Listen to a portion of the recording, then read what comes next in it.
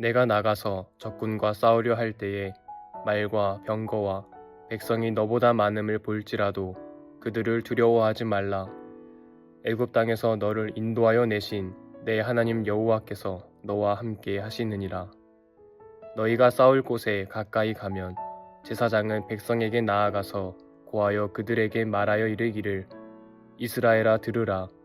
너희가 오늘 너희의 대적과 싸우려고 나왔으니 마음에 겁내지 말며 두려워하지 말며 떨지 말며 그들로 말미암아 놀라지 말라.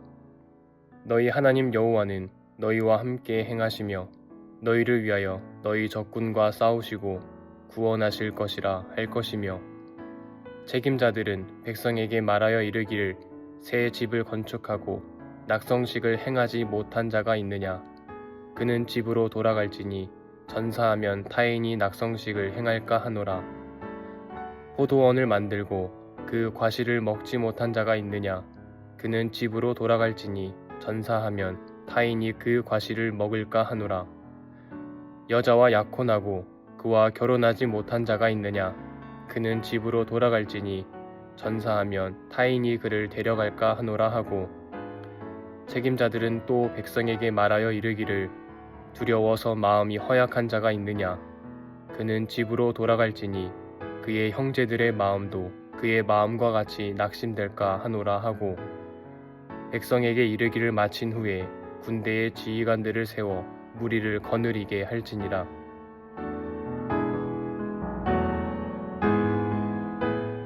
오늘은 신명기 20장에 있는 말씀 가지고 하나님 말씀 생각해 보도록 하겠습니다. 우리가 여기 적들하고 싸울 때 무엇이 보일까요? 맨 처음에 적의 세력이 보이겠죠. 얼마만큼 많은 사람들이 있을까. 근데 그 세력이 우리의 세력보다 더 많고 크다면 어떤 마음이 들까요? 두려운 마음이 들겠죠. 때로는 우리들이 삶 가운데 이런 문제들이 이렇게 툭툭 튀어나올 때가 있어요. 그 문제가 나올 때 내가 할 수 있는 능력보다 더 그 문제가 크면 우리는 좌절하고 절망하고 두려움 가운데 거할 수밖에 없습니다. 이스라엘 백성들에게 적과 싸우러 나갈 때 항상 그 문제는 존재했습니다.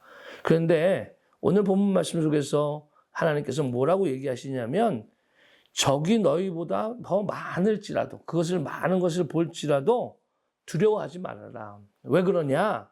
하나님이 너와 함께 한다는 거예요. 항상 우리들은 하나님을 포함하고 있느냐 아니면 하나님을 포함시키지 않느냐 여기에 따라서 우리의 인생의 모든 것이 달라져요. 많은 사람들이 그렇게 얘기합니다. 야, 하나님 풀었으면 안 될 일이 뭐가 있냐. 근데 거기다 왜 하나님을 개입시키냐 이렇게 얘기하는데 하나님의 사람이 하나님을 개입시키지 않고 어떻게 살아갑니까? 하나님 없이 그 일들을 어떻게 감당합니까? 하나님 없이 어떻게 우리의 삶 속에서 우리들이 살아갈 수 있겠습니까? 없어요.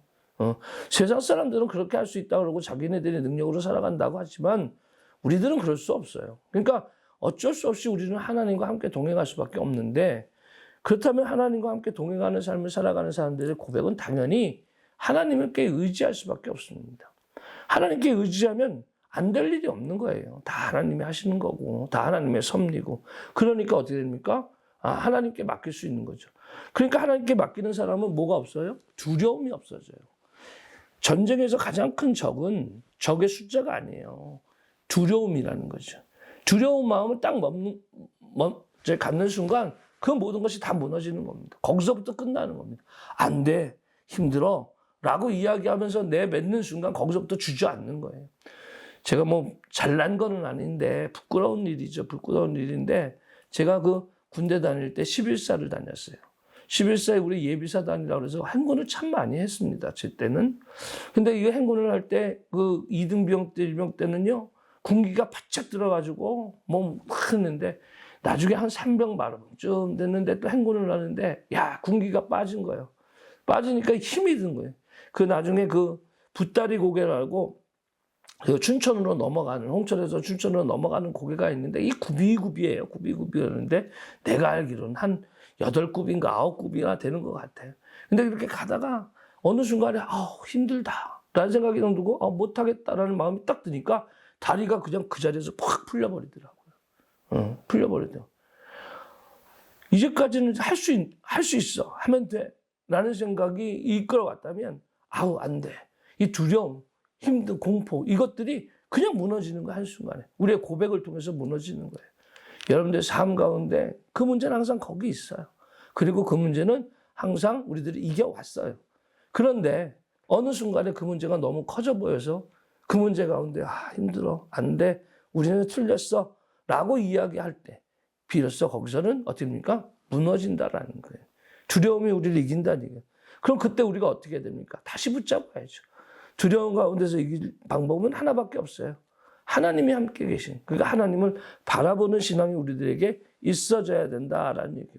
자, 그리고 전쟁을 했는데, 전쟁을 하다 보면은 여러 사람들이 출전하잖아요. 그런데 여기서 보면은, 야, 전쟁할 때 이런 사람들은 집으로 돌려보내. 이렇게 얘기합니다. 어떤 사람? 포도원을 만들고 과실을 먹지 못한 자, 여자와 약혼하고 결혼하지 못한 자, 마음이 허약한 자, 뭐 이렇게 쭉 리스트가 나와요. 왜 그럴까?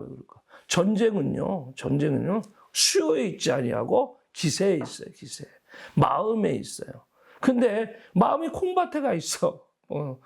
그거 해놓고 와야 되는데, 집에 뭐 해야 되는데, 콩밭에 가 있고, 결혼해야 되는데, 약혼, 이런 사람들은 어떻습니까? 목숨 걸고 나가서 싸울 수가 없어요. 기세가 약해지는 거예요. 오히려 그런 사람들은 전쟁의 흐름을 바꿔요. 흐름을 바꿔요.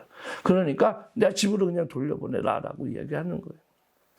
마음에 있는 거예요, 마음에. 전쟁은. 우리들 삶 가운데 이 세상과 싸울 때 이게 가장 중요한 거는요, 마음에 있어요.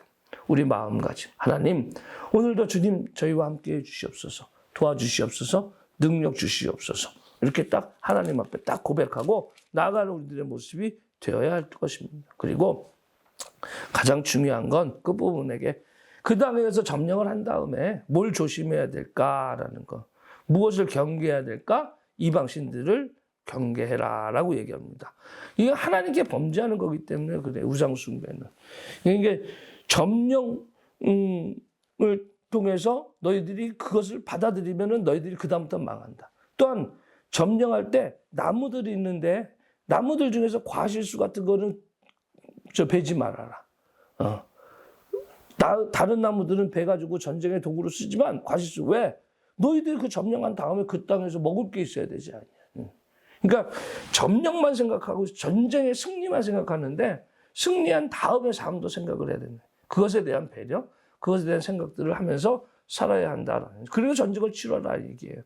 우리가 무조건 이기는 것에만 목적을 두면 안 돼요. 지금은 이길 수 있어요. 지금 당장. 근데 이긴 다음에 그 다음에는 우리들의 모습이 어떨까?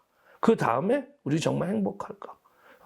뭐 교회 안에서도 그렇고 관계 속에서도 그렇고 어떠한 문제가 있으면 자기 의견을 관철시키고 그것에 대해서 그것을 다 그냥 지배해가지고 다 하면 좋아요. 그거 좋아요. 그런데 그거 관철시킨 다음에 관계가 깨지고 서로 상처받고 아프면 그게 무슨 소용이겠어요.